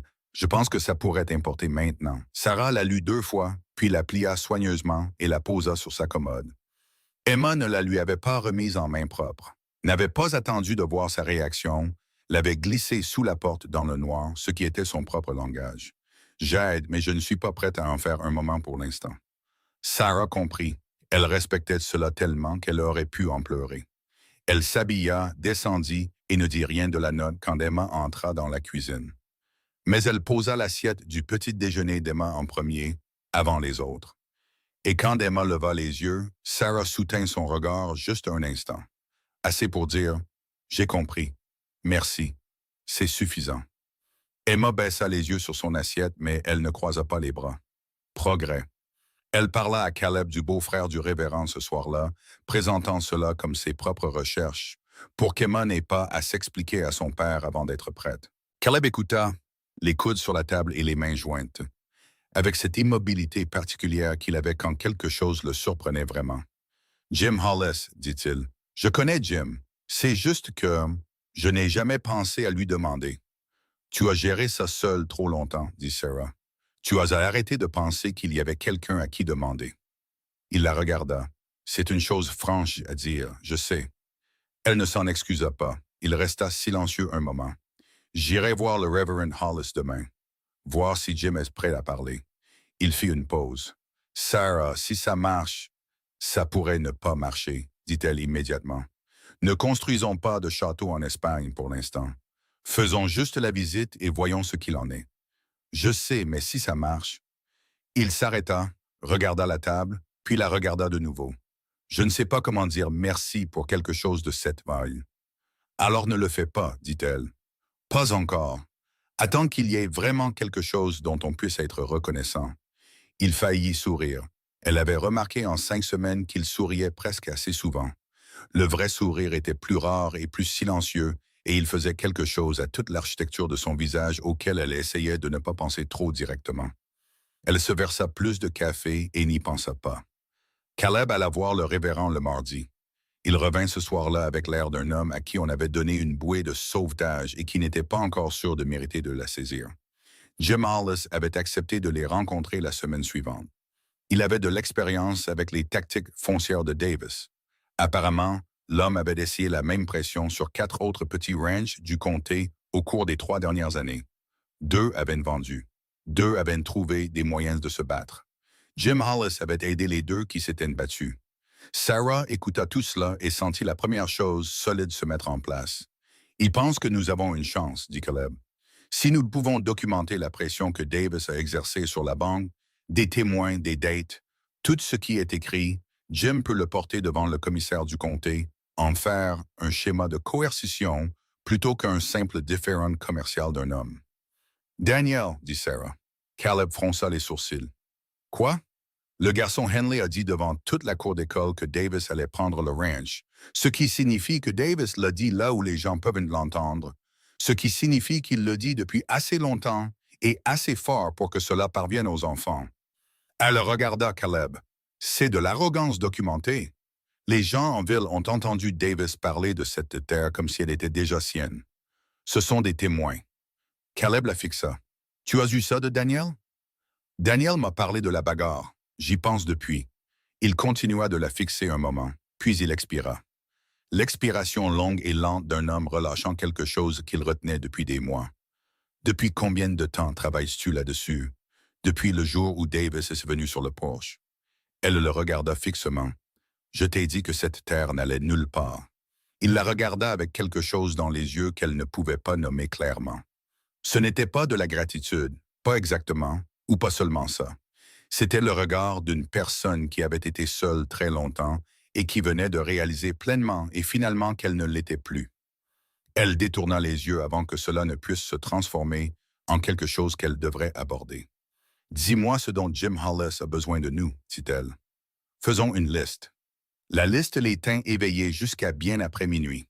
C'était la première fois qu'ils s'asseyaient l'un en face de l'autre avec un but commun qui n'avait rien à voir avec les enfants ou la maison. Juste eux deux, avec le grand livre de Clara et une feuille de papier vierge, et le problème étalé entre eux comme une carte. Caleb connaissait la terre, le bétail et l'histoire de chaque accord verbal qu'il avait jamais conclu avec quiconque dans le comté. Sarah connaissait les chiffres, les schémas, et quelles lacunes dans le grand livre correspondaient à quelle pression de Davis. Ils travaillaient bien ensemble. Elle le remarqua sans vouloir le remarquer. La façon dont ils se complétaient les phrases. La façon dont ils disaient la moitié d'une chose et elle reprenait l'autre moitié. La façon dont aucun d'eux n'avait à expliquer son raisonnement depuis le début, parce qu'ils avaient eu assez de conversations du soir pour comprendre comment l'autre pensait. Il était presque 1 heure du matin quand il se renversa dans sa chaise, se frotta le visage des 2 mains et dit « Clara t'aurait aimé ». Elle s'immobilisa. Il le dit simplement, sans la regarder, en regardant la table ou au-delà, comme si c'était quelque chose qu'il retenait depuis un moment et qu'il venait de décider de poser. Elle était pratique comme toi. Elle n'avait pas de patience pour les bêtises et elle ne jouait pas à la comédie pour des choses qu'elle ne ressentait pas. Il fit une pause. Et elle aimait ses enfants comme tu les aimes. Pas comme si c'était son travail, comme s'ils étaient les siens. La gorge de Sarah était serrée. Elle garda une voix stable. Tu n'as pas à... Je sais que non. Il leva les yeux. Je veux le faire. Il soutint son regard. J'ai besoin que tu comprennes que quand je dis ça, ce n'est pas juste pour l'aide. Ça n'a pas été juste pour l'aide depuis un moment maintenant. La cuisine était très silencieuse. Sarah le regarda un long moment. Elle comprenait exactement ce qu'il disait et elle comprenait exactement pourquoi cela la terrifiait. Non pas parce qu'elle ne ressentait rien en retour, mais parce qu'elle ressentait trop. Et ressentir trop dans cette direction particulière avait une histoire spécifique pour elle qui se terminait par un sac fait, une maison vide et un médecin à Abilene prononçant le mot stérile comme si c'était un simple fait. Elle dit avec précaution, « J'ai besoin que tu saches quelque chose. » « Très bien, je ne peux pas. » Elle s'arrêta, se ressaisit. « J'ai été mariée avant. Mon mari m'a quitté parce que je ne pouvais pas lui donner d'enfant. Le médecin m'a dit que je n'en aurais jamais. » Elle garda sa voix plate et factuelle, car c'était la seule façon de le dire. « Je sais que ce n'est pas... Sarah. J'ai besoin de le dire d'abord, avant que tu penses dire quelque chose et que tu découvres plus tard qu'il te manquait le tableau complet. » Il la regarda fixement. « J'ai 6 enfants. Je sais. Si, dont le plus jeune t'a traîné dans la terre dimanche et s'est assis sur toi comme sur un meuble. » Elle cligna des yeux. « Il ne l'a pas fait. Il s'est assis à côté de moi. » « Non. Je l'ai vu, Sarah. Sa voix était calme. J'étais au coin de la maison. J'ai tout vu. » Il fit une pause. « Je ne cherche pas une femme pour me donner plus d'enfants. Je regarde une femme qui a passé son dimanche assise dans la terre avec mon fils à côté de la lavande de Clara parce qu'il avait besoin de quelqu'un pour s'asseoir avec lui. » Il s'arrêta. Le reste ne change rien à ça. Elle le regarda. Sa poitrine lui faisait mal, d'une douleur compliquée et énorme. « Ça pourrait, dit-elle. Un jour. »« Peut-être, dit-il. Un jour, c'est loin. Je parle de maintenant. » Il la regarda fixement. « En ce moment, je te demande si tu laisserais cela devenir quelque chose. Pas demain. Pas d'un coup. Juste quelque chose. » Elle soutint son regard un long moment. Puis elle dit, « Demande-moi encore quand le ranch sera toujours debout. » Il la regarda et cette fois, le presque sourire devint le vrai. Silencieux, lent et complètement différent de toute expression qu'elle avait vue sur lui auparavant. « Marché conclu, » dit-il. Elle rassembla les papiers et ne se laissa pas sourire avant de se détourner vers le comptoir de la cuisine. Le lendemain matin amena Cole Davis et il ne vint pas seul. Il y avait 2 hommes avec lui cette fois. L'un qu'elle reconnut de la ville, un homme nommé Briggs, qui faisait des petits boulots et avait l'air de quelqu'un qui avait été engagé dans le but spécifique de se tenir, imposant, dans une embrasure de porte. L'autre, elle ne le connaissait pas. Caleb était déjà dehors quand ils arrivèrent. Il rentrait de la grange quand il entendit les chevaux et il s'arrêta dans la cour et attendit, les bras le long du corps. Et cette immobilité particulière qui signifiait qu'il était en colère d'une manière contrôlée et délibérée. Sarah vint sur le porche sans qu'on le lui demande.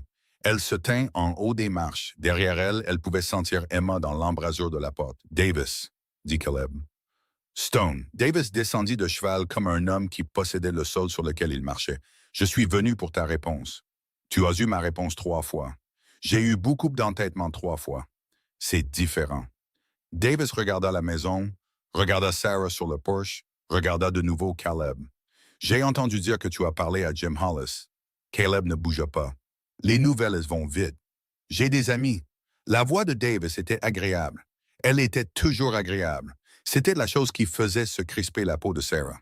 Jim est un homme honnête, mais il ne sait pas dans quoi il s'embarque. La banque va réclamer ce prêt, Stone. 30 jours. J'ai déjà eu la conversation. Caleb devint très immobile. 30 jours, répéta Davis, comme s'il lui faisait une faveur en le disant clairement. Ce n'est pas assez de temps pour vendre du bétail à autre chose qu'à perte. Nous le savons tous les deux. Je t'offre la pleine valeur marchande pour le pâturage, ce qui est plus que ce que tu obtiendras quand la banque te forcera la main. Il fit une pause. Accepte l'offre. Caleb le regarda un long moment. Dégage de ma terre. L'amabilité de Davis se refroidit d'1 degré. Juste un. Ne rends pas les choses plus difficiles qu'elles ne doivent l'être. J'ai dit, dégage de ma terre. La voix de Caleb ne s'éleva pas. Elle baissa. Ce qui était en quelque sorte pire. Tu reviens ici sans invitation. C'est moi qui parlerai au commissaire du comté de la façon dont tu as acquis des parcelles dans ce comté, des conversations que tu as eues avec la banque, des choses que tu as dites en public et qui sont revenues aux oreilles des écoliers. Il fit un pas en avant. J'ai tout documenté, Davis. Chaque date, chaque mot, chaque témoin auquel je peux mettre un nom. Tu veux m'emmener au tribunal? Vas-y. Ouvrons tous les deux nos registres et voyons lequel de nous en sort le plus propre. Davis le fixa.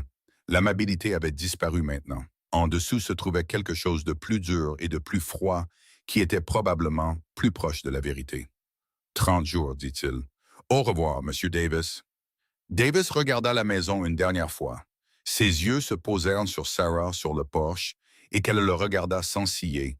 Et quoi qu'il ait vu sur son visage, il n'aima pas, car il se détourna le premier. Il remonta à cheval, dit quelque chose de bas aux deux hommes avec lui et partit. La cour était silencieuse. Puis Emma dit de l'embrasure de la porte derrière Sarah, d'une voix qui n'était pas aussi stable qu'elle l'aurait voulu. Voulait-il dire ça pour les 30 jours? Caleb se retourna et regarda sa fille. Son visage était épuisé et honnête. Il a peut-être l'oreille de la banque, dit-il. Cette partie pourrait être vraie. Alors, qu'est-ce qu'on fait? On va voir Jim Hollis, dit Sarah. Elle se retourna et regarda Emma directement. Demain, tu viens avec nous. Emma cligna des yeux. Moi? Tu as trouvé les erreurs du grand livre. Tu connais les chiffres mieux que quiconque. Jim Hollis a besoin de comprendre à quoi ressemble vraiment ce ranch financièrement, pas la version que Davis a racontée à la banque. Tu vas nous aider à lui montrer. Emma regarda son père.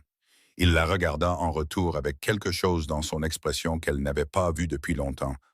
Pas de la protection, pas de la gestion, de la confiance. Elle a raison, dit-il simplement. Emma resta dans l'embrasure de la porte un moment, recalibrant visiblement quelque chose. Puis elle hocha la tête une fois. Très bien, dit-elle, j'irai. Daniel était apparu au bord de la grange. Ruth et Grace étaient à la fenêtre. Will était sur la marche du porche, regardant Sarah. Est-ce que le méchant homme va prendre le ranch? Demanda Will. Sarah s'accroupit à son niveau. Elle le regarda droit dans les yeux. Non, dit-elle, il ne le fera pas. Will la regarda de ses yeux sérieux. Comment le sais-tu? Parce que nous n'allons pas le laisser faire. Il soutint son regard un moment avec l'évaluation profonde d'un enfant de 6 ans décidant de croire ou non quelque chose. Puis il hocha la tête apparemment satisfait et rentra à l'intérieur. La réunion avec Jim Hollis eut lieu le vendredi.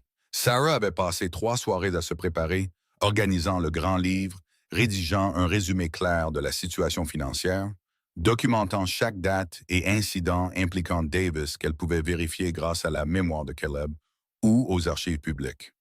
Elle a recoupé le récit de Daniel sur l'incident de la cour d'école avec ce qu'elle avait entendu de 2 femmes en ville qui avaient mentionné que Davis parlait de la terre des Stones, avec ce qu'elle reconnaissait maintenant comme une ouverture délibérée et calculée.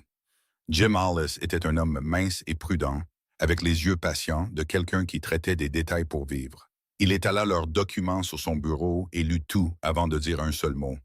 Quand il leva les yeux, il regarda d'abord Emma. « Vous avez compilé ça? » demanda-t-il, hochant la tête vers le résumé financier. Emma croisa son regard. « Avec Mademoiselle Merritt. C'est un travail minutieux. » Il regarda Caleb. « L'argument de Davis auprès de la banque est que vous êtes un mauvais risque de crédit, que le ranch a été mal géré depuis le décès de votre femme. » Il tapota le résumé. « Ceci dit le contraire. Ce dont j'ai besoin, c'est de présenter cela aux bonnes personnes avant que l'avis de 30 jours n'arrive officiellement. » Il fit une pause. « Vous avez dit qu'il a fait des déclarations en public sur le changement de propriétaire du ranch. J'ai besoin de ces témoins par écrit. »« Je peux les obtenir, dit Sarah. » Jim la regarda. « Vous êtes ici depuis quoi, 1 mois? »« 6 semaines. Et vous savez qui signera une déclaration? Je sais qui dans cette ville en a assez que Cole Davis agisse comme s'il possédait tout. Elle dit, c'est une liste plus longue que vous ne le pensez. » Jim Hollis la regarda un moment. Puis il regarda Caleb. « Où l'avez-vous trouvé? » Caleb regarda Sarah. Quelque chose bougea sur son visage. Calme. « Certain et sans hâte de se cacher. Elle a répondu à une annonce, dit-il. Elle a obtenu 4 signatures en 2 jours. Martha Greer n'en faisait pas partie, mais le mari de Martha Greer, le banquier, s'est avéré être un homme profondément mal à l'aise avec ce que Davis lui avait demandé de faire et profondément soulagé d'avoir un canal officiel pour exprimer son malaise.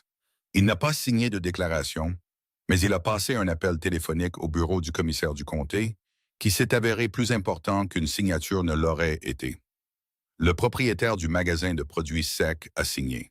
L'institutrice a signé parce que le garçon Henley s'était vanté directement auprès d'elle de ce que Davis avait dit, ce qui signifiait qu'elle avait une connaissance de première main. Tom Grady, qui avait conduit Sarah de Harlow 6 semaines auparavant et qui s'est avéré avoir vu Davis parcourir la limite de la propriété des Stone au moins 2 fois au cours de l'année écoulée en prenant des notes, a signé sans qu'on le lui demande 2 fois. Sarah est revenue au ranch le samedi soir avec 4 déclarations signées et un rendez-vous pour Caleb avec le commissaire du comté fixé pour le jeudi suivant. Elle posa les papiers sur la table de la cuisine. Caleb les regarda un long moment, puis il la regarda. « Sarah, je sais, dit-elle. Non, je dois le dire. Caleb, ce n'est pas encore fini. Davis a encore 30 jours. Je ne parle pas de Davis. » Sa voix était calme et directe. « Je parle de toi. Je parle du fait que tu te bats pour cette famille depuis la 2e semaine où tu es ici. Et tu l'as fait sans qu'on te le demande, et tu l'as fait sans... » Il s'arrêta, se ressaisit. « Tu l'as fait comme si c'était à toi de te battre pour ça. » Elle le regarda. « Est-ce que ça l'est? » demanda-t-il. « Est-ce que c'est à toi? » La cuisine était silencieuse. Dehors, elle pouvait entendre Ruth et Grace se disputer à propos de quelque chose dans la cour, et la voix de Will s'élevant au-dessus d'elle sur un ton d'arbitre qu'elle reconnut comme emprunté directement au sien. Et de quelque part à l'étage, les pas d'Emma, déterminés et réguliers, se déplaçant d'une pièce à l'autre, gérant la maison comme sa mère l'avait fait, comme elle le faisait depuis ses 13 ans. 6 semaines, c'était tout ce que ça avait été. Et la réponse à sa question, la vraie réponse, s'était construite en elle depuis le moment où Lily avait mis des fleurs sauvages sur son rebord de fenêtre et qu'elle était restée là à les regarder et avait compris qu'elle ne pourrait pas garder ses distances avec tout ça. « Oui, dit-elle. » Il traversa la cuisine en 3 pas et prit son visage dans ses mains, comme le fait un homme qui a pensé à faire quelque chose depuis longtemps et a finalement décidé d'arrêter d'y penser. Il la regarda juste un instant, un battement pour être sûr, et elle le regarda en retour sans détourner les yeux. Et puis il l'embrassa, et ce n'était pas une performance de quoi que ce soit. C'était juste calme et réel et exactement ce que c'était. Quand ils se séparèrent, elle garda ses mains sur ses bras un moment, se stabilisant contre le vertige spécifique de vouloir quelque chose si fort et de l'avoir réellement là-bas. « Les 30 jours, dit-elle. Je sais. » Ses mains étaient toujours sur son visage. « Nous n'avons pas encore fini. »« Non, dit-il. Nous ne faisons que commencer. » De l'embrasure de la cuisine, que ni l'un ni l'autre n'avait surveillé, vint le son très délibéré, très pointu d'Emma Stone s'éclaircissant la gorge. Ils se séparèrent. Emma se tenait dans l'embrasure de la porte, les bras croisés, et le visage exprimant quelque chose de compliqué, qui essayait très fort d'être sévère et échouait d'une manière qui ressemblait, sous certains angles, presque exactement à du soulagement. Elle regarda son père. Elle regarda Sarah. Elle regarda les papiers sur la table. « As-tu eu les signatures? » demanda-t-elle. « 4, dit Sarah. Emma hocha la tête. « Bien. » Elle regarda son père un instant de plus, puis elle regarda Sarah et quelque chose passa entre elles, qui était plus silencieux et plus important que tout ce qui avait été dit à voix haute pendant ces 6 semaines. Les bras d'Emma se décroisèrent légèrement. Pas complètement, mais assez. « Le souper refroidi, dit Emma. » Elle se tourna et retourna vers le poêle. Sarah regarda Caleb. Caleb regarda Sarah. « Vas-y alors, dit-il doucement. » Elle y alla. La réunion du jeudi avec le commissaire du conseil arriva comme tous les jours importants, tranquillement, sans cérémonie, déguisée en matinée ordinaire. Sarah était debout avant 4 heures. Elle avait fait le café avant que Caleb ne descende. Et quand il entra dans la cuisine, il la trouva déjà habillée et assise à la table avec les documents organisés en une pile soignée, il s'arrêta dans l'embrasure de la porte et la regarda simplement un moment. « Tu as dormi un peu? » demanda-t-il. « Un peu, dit-elle, ce qui n'était pas tout à fait un mensonge. » Il s'assit, se versa du café et regarda la pile de papier. Aucun d'eux ne dit rien pendant un moment. Dehors, le ranch était encore sombre, Et les seuls bruits étaient le bétail s'installant dans le pâturage lointain et le silence particulier d'une maison pleine d'enfants endormis. Quoi qu'il arrive aujourd'hui, dit finalement Caleb. Ne fais pas ça, dit Sarah. Il la regarda. Ne commence pas une phrase par quoi qu'il arrive, dit-elle. Je ne veux pas de plante de secours pour l'instant. Je veux y aller et gagner. Il soutint son regard. Puis il posa sa tasse et hocha la tête une fois. Très bien, dit-il. Allons gagner. Emma apparut en haut des escaliers 10 minutes plus tard, déjà habillée, les cheveux tressés serrés, le résumé du grand livre sous le bras et la mâchoire serrée exactement au même angle que celle de son père quand il avait dit à Davis de dégager de sa terre. Elle descendit sans un mot, jeta un coup d'œil au papier, ajouta son propre résumé soigneusement écrit en haut de la pile et dit « Tom a déjà préparé le chariot. » Je lui ai dit 5h30. Caleb regarda sa fille. Quelque chose bougea sur son visage. Une fierté si profonde qu'elle en était devenue silencieuse. « Quand as-tu parlé à Tom? » Hier soir, elle le regarda fixement. « Nous n'allons pas perdre ce ranch, papa. » C'était la première fois en 6 semaines que Sarah entendait Emma l'appeler ainsi. Pas père, pas la distance prudente de son nom complet. Papa, simple et direct, la façon dont ça devait sonner quand elle avait 7 ans. La gorge de Caleb se serra. « Non, dit-il, nous n'allons pas le perdre. » Le bureau du commissaire du comté se trouvait dans un bâtiment qui sentait le vieux papier, le cuir de bottes et le poids spécifique des décisions qui avaient été prises et avec lesquelles on avait vécu longtemps.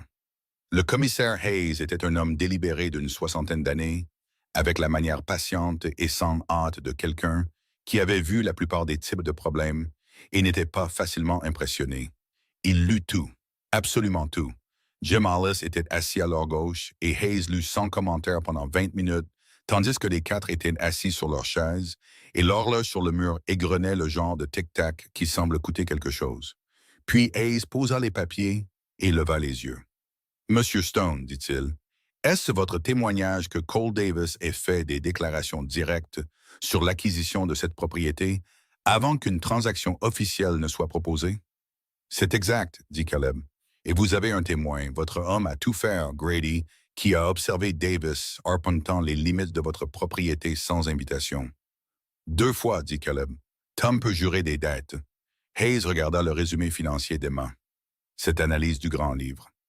Qui l'a préparé? Emma se redressa légèrement. Moi avec mademoiselle Merritt. Il regarda Emma un moment. Elle avait 15 ans et elle ne sia pas. C'est un travail soigné, dit-il. Ma mère a tenu ses livres pendant 11 ans, dit Emma. Je connais chaque ligne. Hayes resta silencieux un moment. Puis il regarda Jim Hollis. Vous êtes prête à déposer la plainte pour coercition? Je le suis, dit Jim. Aujourd'hui, si vous contresignez. Hayes regarda de nouveau les papiers. Il resta silencieux assez longtemps pour que Sarah puisse sentir l'immobilité de Caleb à côté d'elle. Cette immobilité absolue et contrôlée d'un homme se tenant par pure volonté. Puis Hayes prit son stylo. Il signa le document. Il le fit glisser vers Jim Hollis, qui le contresigna sans fanfare, le plia et le plaça dans sa mallette. La banque recevra un avis formel que toute accélération du prêt de M. Stone dans les circonstances actuelles sera examinée comme un acte potentiel de coercition coordonnée. Hayes dit que cela n'empêchera pas Davis de faire une offre, mais cela signifie que s'il continue à faire pression par l'intermédiaire de la banque, il le fait officiellement. Il regarda Caleb. Gérez vos paiements, ne lui donnez pas un argument financier propre. Faites cela et je pense que vous constaterez que la pression se relâchera considérablement. Caleb lui serra la main. Jim lui serra la main. Sarah lui serra la main. Emma lui serra la main aussi. Et Hayes la regarda quand elle le fit, un long regard évaluateur, et dit « Quel âge avez-vous? » « 15 ans, dit Emma. « Vous ferez une excellente femme d'affaires, dit-il. » Emma regarda Sarah juste brièvement, puis regarda de nouveau Hayes. « Merci, monsieur, dit-elle. » Ils ne parlèrent pas beaucoup sur le chemin du retour en chariot, non pas parce qu'il n'y avait rien à dire, mais parce que certaines choses avaient besoin d'un moment de silence avant de pouvoir devenir des mots. Ce fut Emma qui rompit le silence à mi-chemin, regardant la terre plate et martelée par le soleil. « Il ne va pas s'arrêter, dit-elle. Davis, ça le ralentit, ça ne l'arrête pas. » « Non, acquiesça Sarah, ça ne l'arrête pas. Donc, nous devons vraiment régler les finances, pas seulement les défendre. Emma se tourna et la regarda. Ces 40 $ que j'ai trouvés dans le grand livre, ce n'est pas rien. Je pense que si nous examinons attentivement les 14 derniers mois, il pourrait y avoir plus d'erreurs ou plus d'endroits où l'argent a été géré par instinct plutôt que par stratégie. Caleb jeta un coup d'œil de côté à sa fille. Quand es-tu devenue banquière? Quand maman n'a plus été capable de tenir les comptes et que personne d'autre ne l'a fait, dit Emma sans amertume. Juste un fait, les mots atterrirent et restèrent là. Caleb regarda la route. Alors nous le ferons ensemble, dit-il doucement.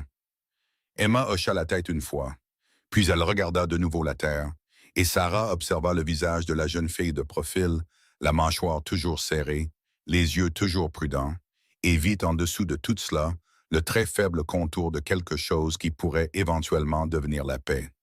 Pas encore, mais c'était là. Le rebondissement arriva avant le souper. Ils arrivèrent à la maison pour trouver Daniel assis sur les marches du porche, avec une expression sur le visage que Sarah avait appris à lire, comme l'expression spécifique qu'il portait quand il avait fait quelque chose dont il était vraiment incertain. Il se leva quand le chariot s'arrêta.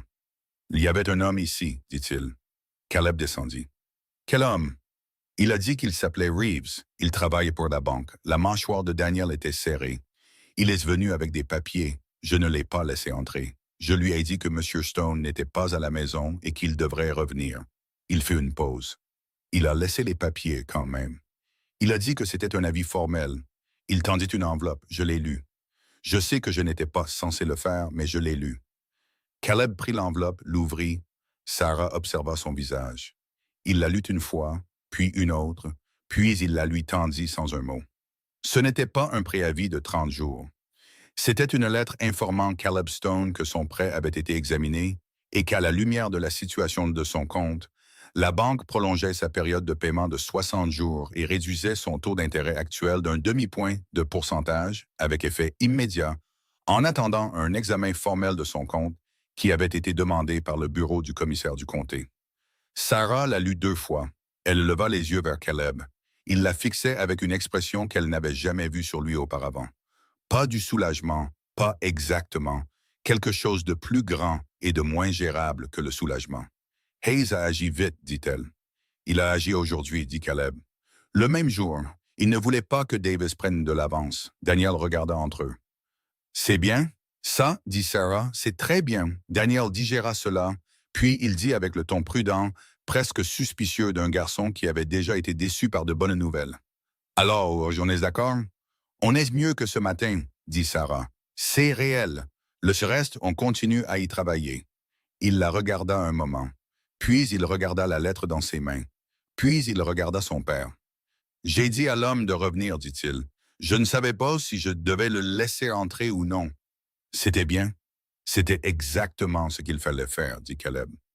Les épaules de Daniel s'affaissèrent d'une fraction. Pas beaucoup, mais assez. D'accord, dit-il. Et puis, parce qu'il avait 12 ans et une limite à la charge émotionnelle qu'il pouvait porter à la fois, il se tourna et rentra à l'intérieur. Et du couloir, ils purent l'entendre raconter à Ruth et Grace l'histoire de l'homme au papier d'une voix qui essayait très fort de paraître, comme si ça ne l'avait pas affecté. Emma regarda Sarah. Il est resté dans cette embrasure de porte, dit Emma, pendant 45 minutes. J'ai regardé par la fenêtre. Cet homme a essayé d'entrer 2 fois et Daniel n'a tout simplement pas bougé. Sarah soutint son regard. C'est un Stone, dit-elle. Le menton d'Emma se leva légèrement. Oui, dit-elle, il l'est. Ce soir-là, au souper, quelque chose était différent. Ce n'était pas bruyant. Ce n'était pas une célébration. Sarah avait été prudente à ce sujet, car elle savait qu'un bon jour dans un long combat n'était pas une victoire, et elle ne voulait pas que les enfants construisent quelque chose de fragile dessus. Mais il y avait une qualité dans le bruit à table qui avait changé.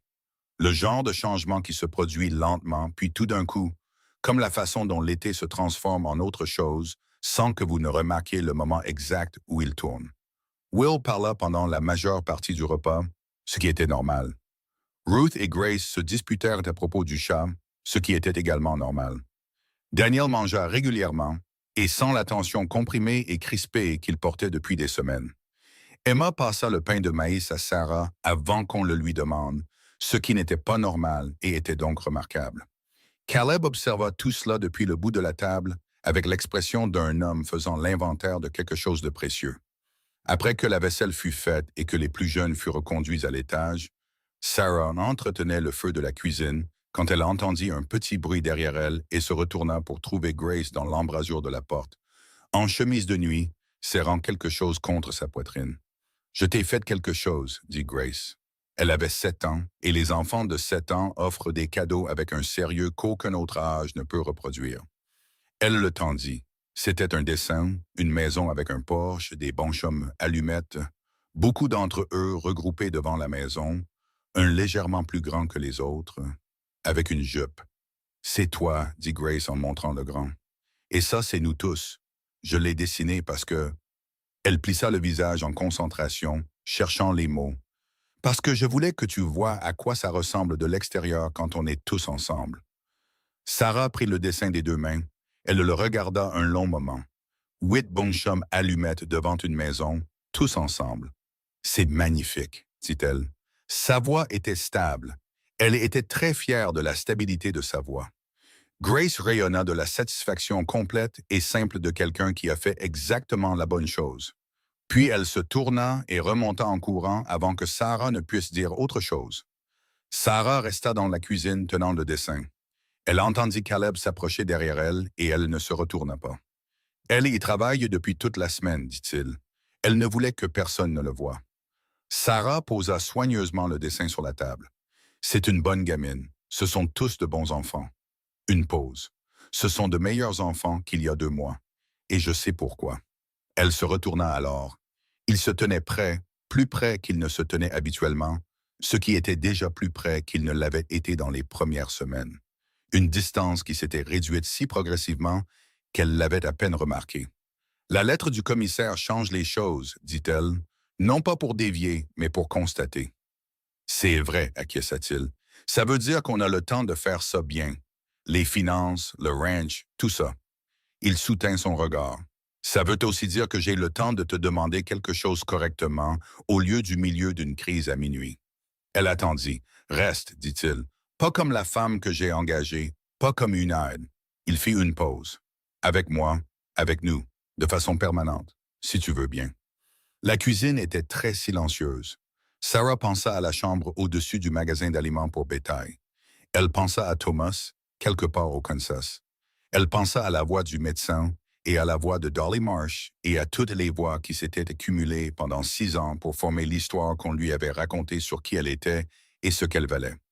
Elle pensa aux mains de Lily sur son visage, Will dans la terre, Daniel à la clôture, la note d'Emma glissée sous une porte dans le noir, le dessin de Grace de 8 bonshommes allumettes devant une maison. Elle pensa à la lavande de Clara Stone qui poussait encore. « Je ne peux pas te donner plus d'enfants, » dit-elle une dernière fois, car elle avait besoin qu'il l'entende dans le même souffle que sa réponse, pour qu'il n'y ait aucune séparation entre les deux. « Je sais, dit-il, et je ne suis pas Clara. Je le sais aussi. » Sa voix était stable. « Je ne te demande pas de l'être. 6 enfants, c'est beaucoup, dit-il. Je sais, je les ai rencontrés. » Elle faillit rire. Presque, elle serra les lèvres. « Sarah. » Il prit sa main, les 2 siennes dans les 2 siennes, de la même manière qu'il avait regardé la lettre, comme quelque chose qu'il avait l'intention de tenir et de ne pas lâcher. « Je te demande d'être exactement ce que tu es déjà.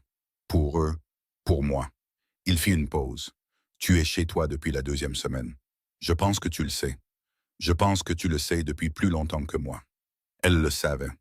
Elle l'avait su depuis qu'elle s'était assise dans la terre à côté de la lavande de Clara, avec le poids de Will contre son bras, et avait compris qu'elle n'avait jamais été incomplète. Elle avait attendu le bon endroit pour être entière.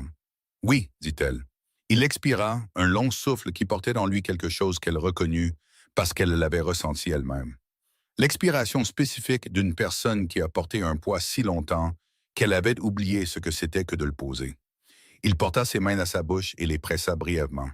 Pas une performance, juste une reconnaissance silencieuse et directe de la chose qui venait de changer entre eux. Puis il la regarda. « On le dit aux enfants demain, dit-elle. »« Demain, acquiesça-t-il. Emma d'abord. Emma d'abord, dit-il. Et le fait qu'ils comprenaient tous les deux cela sans discussion, qu'Emma devait être la première, devait recevoir le respect de savoir avant ses frères et sœurs, devait être incluse plutôt qu'informée, disait tout sur à quel point les choses avaient changé en 8 semaines. Ils le dirent à Emma le lendemain matin, avant que les autres ne soient levés. Sarah s'était attendue à de la résistance, s'y était préparée. De la même manière qu'on se prépare à la météo, sans l'espérer, mais prête. Emma s'assit à la table de la cuisine et écouta. Elle regarda son père. Elle regarda Sarah. Son visage faisait ce travail prudent et compliqué qu'il faisait toujours quand quelque chose importait assez pour nécessiter une gestion. Puis elle dit, « Vous me demandez mon avis ou vous me l'annoncez? » « Nous te l'annonçons, dit Caleb, mais ton avis compte. » Emma resta silencieuse un moment. Elle regarda ses mains, puis elle leva les yeux vers Sarah directement, sans défier, sans protéger, sans tester, juste en regardant. « Elle ne remplace pas maman, dit Emma. Pas une question. » « Non, dit Sarah, je ne le fais pas, je ne peux pas, je ne le voudrais pas. Elle est quelque chose de différent, dit Emma, la regardant toujours, quelque chose de nouveau. Oui, Emma soutint son regard longtemps, assez longtemps pour que Sarah en sente tout le poids. 8 semaines à observer, à mesurer, à attendre d'être déçue. 8 semaines d'une fille qui avait perdu la personne la plus importante de son monde, décidant lentement, prudemment, et avec tout le droit de se tromper, de laisser ou non une autre personne entrer dans la place qui avait été laissée vide. Puis Emma hocha la tête, un seul hochement de tête, net et final, comme elle faisait tout. « D'accord, dit-elle. » Elle se leva, prit de la cafetière et remplit les 3 tasses sans qu'on le lui demande. Puis elle se rassit et regarda le résumé du grand livre sur la table. « Nous devrions revoir les comptes ce matin avant que les petits ne se lèvent. » Caleb regarda Sarah. Sarah regarda Emma. « Oui, dit Sarah, nous devrions. » Ils le dirent aux autres au petit déjeuner. Will accepta la nouvelle avec la simplicité sereine et pratique d'un enfant de 6 ans et demanda immédiatement si Sarah ferait toujours des crêpes épaisses le dimanche. Grace se mit à pleurer en moins de 30 secondes. Pas des pleurs de tristesse, le genre submergé, le genre qui vient quand quelque chose que vous espériez s'avère être réel. Ruth dit « Enfin », avec l'autorité plate d'une fillette de 9 ans qui attendait clairement que les adultes rattrapent ce qui était déjà évident. Daniel ne dit rien pendant un moment. Puis il regarda Sarah de l'autre côté de la table. Sa mâchoire travailla. « Tu as dit que tu n'irais nulle part, dit-il. C'est vrai. Cette première semaine, quand j'étais... » Il s'arrêta. « Tu as dit que tu n'irais nulle part, je me souviens. » Il la regarda un instant de plus. Puis il baissa les yeux sur son assiette et dit « Bien. » De la voix spécifique, discrète et résolument imperturbable d'un garçon de 12 ans qui est profondément, profondément soulagé et refuse d'en faire une scène. Sarah regarda la table. Elle ne se laissa pas sourire. Elle ne se laissa absolument pas sourire. Lily, qui avait écouté toute la conversation le menton dans les mains et les yeux passant d'un visage à l'autre, leva les yeux vers Sarah et dit avec une satisfaction énorme, « Je t'avais dit de rester. » « C'est vrai, dit Sarah. Et tu es restée. C'est vrai. » Lily hocha la tête. « Je savais que tu le ferais. » Elle prit sa fourchette. « Je peux avoir plus de crêpes. » 3 semaines plus tard, un dimanche matin, alors que la chaleur avait enfin assez baissé pour ressembler à autre chose qu'une punition, Caleb Stone se tenait sur le porche et regardait ses enfants dans la cour. Will poursuivait le chat de la grange avec l'engagement total que seuls les enfants de 6 ans possèdent. Ruth et Grace se disputaient à propos de quelque chose qui avait la forme d'un jeu, mais l'intensité d'un litige juridique. Daniel était à la clôture, parlant à Tom Grady d'une manière qui ressemblait de loin à 2 hommes discutant d'un travail réel. Emma était assise sur les marches du porche avec un grand livre sur ses genoux, une jambe repliée sous elle, un crayon derrière l'oreille, lisant une colonne de chiffres avec une expression concentrée qui signifiait qu'elle avait trouvé quelque chose. Et Sarah était au bout du porche, étendant le linge du dimanche sur la corde tendue entre les poteaux. Et elle chantait très doucement, sans le jouer, juste comme les gens chantent quand ils ont oublié qu'ils le font.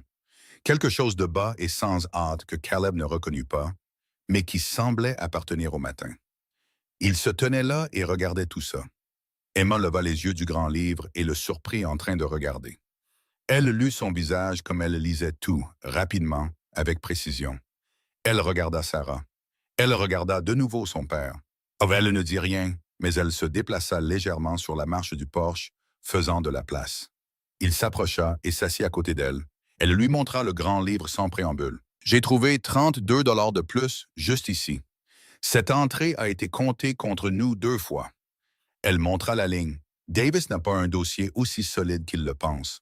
Pas si nous continuons à combler ses lacunes. Tu vas toutes les combler, dit-il.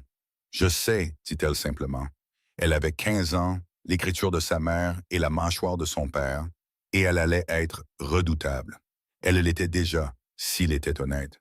Et il pensa à Clara, soudainement, clairement, avec l'amour spécifique d'un homme qui a cessé de fuir le souvenir et peut le regarder en face. Clara aurait vu cela venir bien avant lui. Clara avait toujours été plus rapide que lui pour comprendre ce qui était nécessaire. Il pensa qu'elle aurait dit « bien » de cette manière simple et suffisante qu'elle avait. Emma tourna la page du grand livre et continua à travailler. Sarah finit avec le linge et descendit les marches du porche, et Will l'intercepta avant qu'elle n'ait fait 3 pas, s'enroulant autour de sa jambe avec la confiance absolue d'un enfant qui a décidé que cette personne lui appartenait. Elle rit, vraiment cette fois, le rire plein que Caleb avait catalogué sans le vouloir, et elle le souleva et dit quelque chose dans ses cheveux qui le fit crier, se tortiller et s'accrocher plus fort. Caleb la regarda tenir son fils. Il pensa à la lettre à laquelle elle avait répondu dans l'arrière-salle d'un magasin général à Harlow, par une matinée d'été étouffante, et aux 2 brouillons soignés qu'elle avait écrits avant de trouver les mots qui lui ressemblaient. Il pensa à une femme à qui on avait dit qu'elle était incomplète et qui avait porté cette histoire pendant 6 ans jusqu'à ce qu'elle la pose dans la terre à côté d'une rangée de lavandes et d'un enfant qui ne savait rien de mieux que de simplement s'asseoir à côté d'elle. Il pensa à toutes les façons dont une famille pouvait être créée. Pas seulement d'une seule manière, pas seulement de la manière évidente, mais par besoin, par entêtement, par des tables partagées et des erreurs de grands livres attrapés à minuit. Et une fille qui glissait des notes sous une porte dans le noir. Et un garçon qui se tenait dans une embrasure de porte pendant 45 minutes parce qu'il avait décidé que la maison valait la peine d'être gardée. Par une femme qui s'est présentée quand on avait besoin d'elle et qui est restée parce qu'elle l'a choisie.